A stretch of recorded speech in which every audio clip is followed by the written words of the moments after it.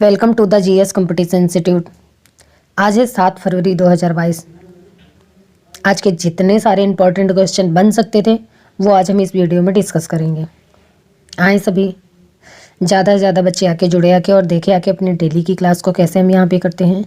सभी बच्चे like comment करते जाएंगे जय हिंद जय भारत का, और सभी लोग पेन कॉपी लेके बैठेंगे ताकि जितने सारे क्वेश्चन हम यहाँ पे करते हैं वो अपने नोट्स में नोट करते जाएंगे। आए सभी।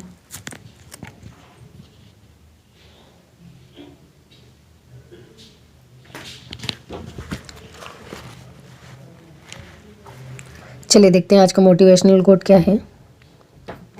मेहनत का फल और समस्या का हल। मेहनत का फल और समस्या का हल देर से ही सही लेकिन मिलता ज़रूर है।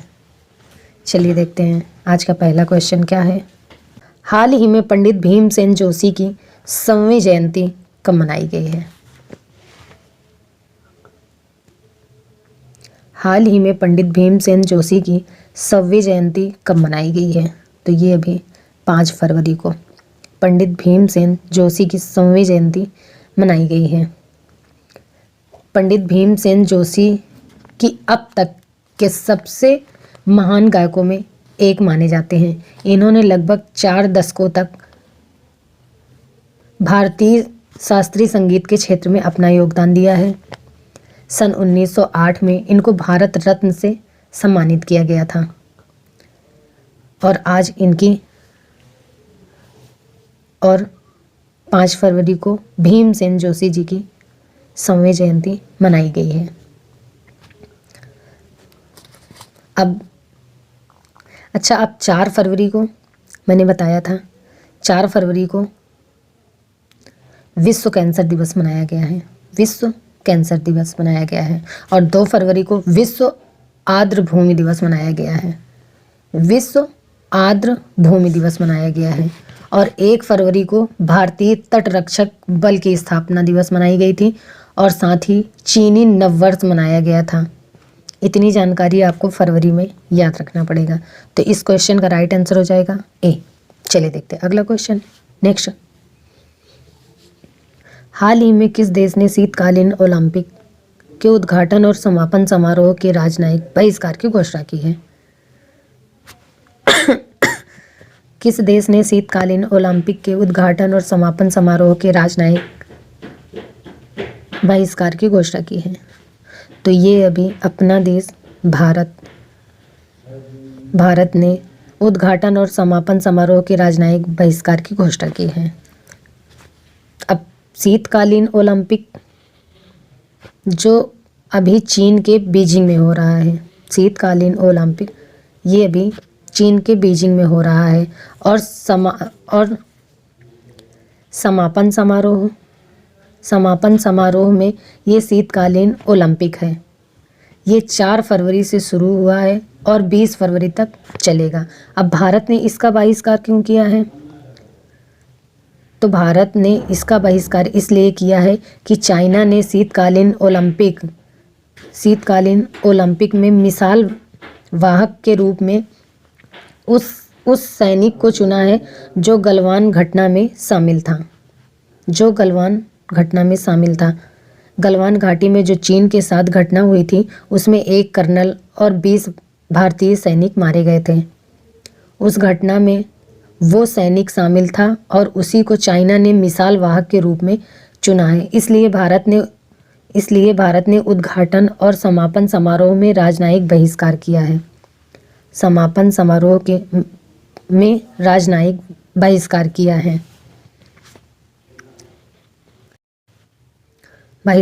है। वैसे इंडिया ने अपना एक एथलीट भेजा है और उसका नाम है आरिफ खान। क्या नाम है? आरिफ खान। तो इस क्वेश्चन का राइट आंसर हो जाएगा सी। चलिए देखते हैं अगला क्वेश्चन। नेक्स्ट क्वेश्चन, हाल ही में कहाँ सुजुकी इनोवेशन सेंटर की स्थापना की जाएगी।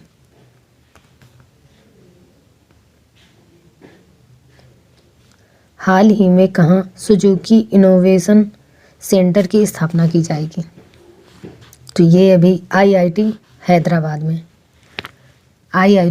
हैदराबाद के कैंपस में इसकी स्थापना की जाएगी।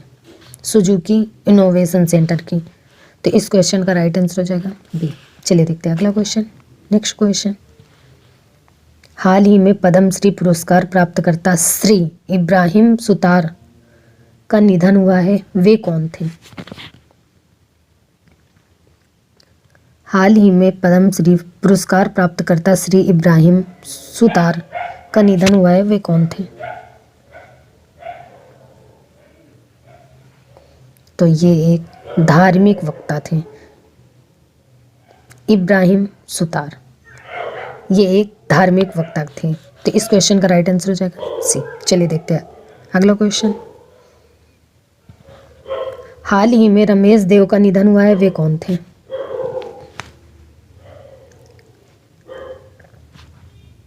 हाल ही में रमेश देव का निधन हुआ है, वे कौन थे? तो वे एक मराठी अभिनेता थे, मराठी अभिनेता थे रमेश देव। तो इस क्वेश्चन का राइट आंसर हो जाएगा बी। चलिए देखते हैं अगला क्वेश्चन। नेक्स्ट, हाल ही में इंडिगो के नए प्रबंध निदेशक कौन बने हैं? हाल ही में इंडिगो के नए प्रबंधक निदेशक कौन बने हैं? तो ये अभी राहुल भाटिया। इंडिगो एक सस्ती एयरलाइन है, इसी के नए मैनेजिंग डायरेक्टर बने हैं राहुल भाटिया। तो इस क्वेश्चन का राइट आंसर हो जाएगा ए। चलिए देखते हैं अगला क्वेश्चन। नेक्स्ट, में किस बैंक को भारतीय उद्योग परिसंघ पुरस्कार से सम्मानित किया गया है?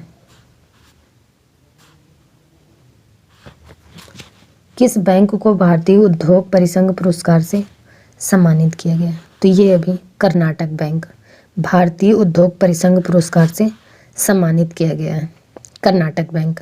अब कर्नाटक बैंक के सीईओ कौन है? तो महाबलेश्वर एमएस, महाबलेश्वर एमएस। तो इस क्वेश्चन का राइट आंसर हो जाएगा बी। चलिए देखते हैं अगला क्वेश्चन, हाल ही में वित्त मंत्रालय के व्यय विभाग के लेखा नियंत्रक का अतिरिक्त प्रभार किसे मिला है?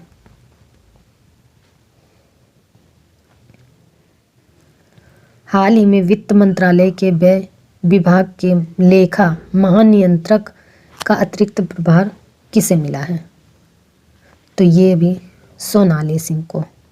वित्त मंत्रालय के व्यय विभाग के लेखा महानियंत्रक का अतिरिक्त प्रभाव सोनाली सिंह को मिला है। तो इस क्वेश्चन का राइट आंसर हो जाएगा बी। चलिए देखते हैं अगला क्वेश्चन,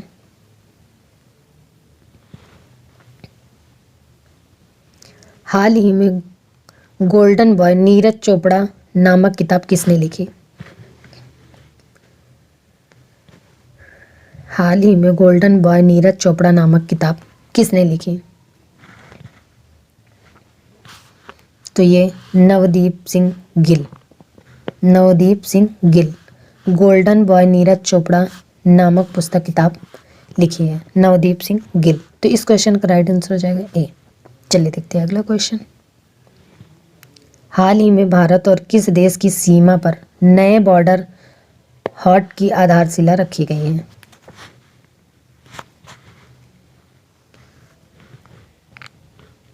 भारत और किस देश की सीमा पर नए बॉर्डर हॉट की आधारशिला रखी गई है? तो ये भी बांग्लादेश और अपना देश भारत सीमा पर नए बॉर्डर हॉट की आधारशिला रखी गई है। अब बांग्लादेश, तो बांग्लादेश की कैपिटल है ढाका, बांग्लादेश की करेंसी है टका, बांग्लादेश के प्राइम मिनिस्टर है शेख हसीना जुल्फोवाली, बांग्लादेश के प्रेसिडेंट है अब्दुल्ला हामिद। तो इस क्वेश्चन का राइट आंसर हो जाएगा बी। चलिए देखते हैं अगला क्वेश्चन, हाल ही में स्टैचू ऑफ इक्वालिटी का अनावरण किसने किया है? हाल ही में स्टैचू ऑफ इक्वालिटी का अनावरण किसने किया है?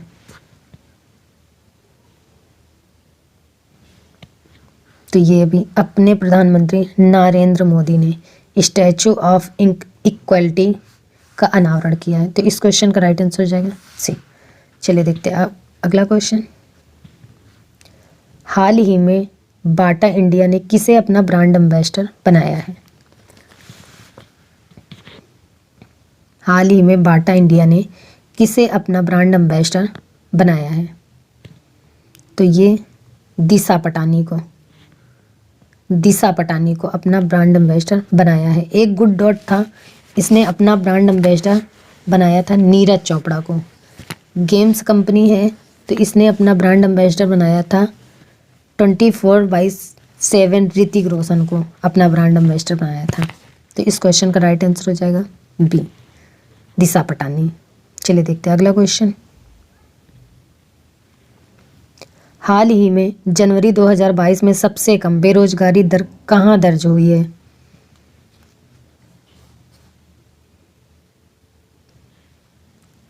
हाल ही में जनवरी 2022 में सबसे कम बेरोजगारी दर कहाँ दर्ज हुई है?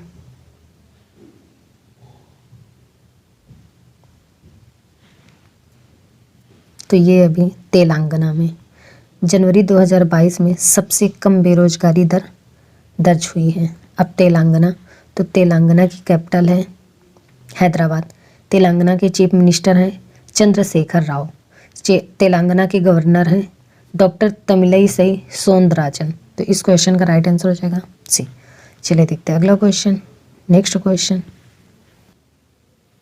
हाल ही में भारत ने किस देश को कोविड-19 सहायता के रूप में 1 लाख RAT किट भेजी है? अब RAT किट, तो इसकी फुल नेम लिख लीजिए, rapid antigen self test kit. Rapid antigen self test kit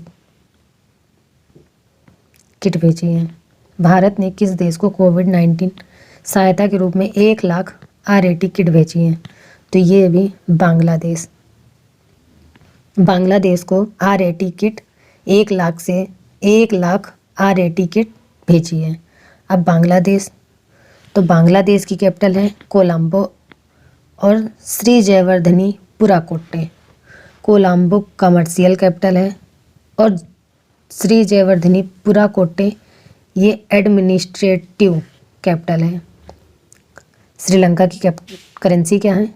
तो श्रीलंकन रूपी। श्रीलंका के प्राइम मिनिस्टर कौन है? तो महिंद्रा राजपक्षे। श्रीलंका के प्रेसिडेंट कौन है? तो गोतबाया राजपक्षे। तो इस क्वेश्चन का राइट आंसर हो जाएगा बी। चलिए देखते हैं अगला क्वेश्चन। हाल ही में NCERT का नया निर्देशक किससे नियुक्त किया गया? अब NCERT, तो इसके फुल नेम लिख लीजिए, national council of educational research and training. National council of educational research and training नया निदेशक नियुक्त किया गया है। किसे? तो ये अभी दिनेश प्रसाद सकलानी को NCERT का नया निदेशक नियुक्त किया गया है। तो इस क्वेश्चन का राइट आंसर हो जाएगा सी। चलिए बच्चा, फिर आज की क्लास हम यहीं तक रखते हैं।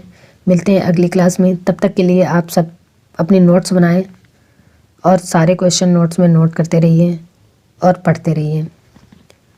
चलिए फिर मिलते हैं अगली क्लास में। तब तक के लिए आप सब केयरफुल रहिए। जय हिंद।